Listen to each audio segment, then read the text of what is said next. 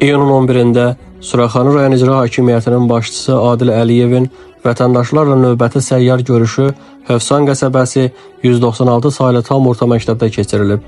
Səyyar görüşdə rayon icra hakimiyyəti başçısının müavinləri və şöbə müdirləri, qəsəbə inzibati ərazi dairəsi üzrə nümayəndə və bələdiyyə sədri, dövlət orqanlarının, yerli idarələrinin və xidmət sahələrinin rəhbərləri və qəsəbə sakinləri iştirak ediblər.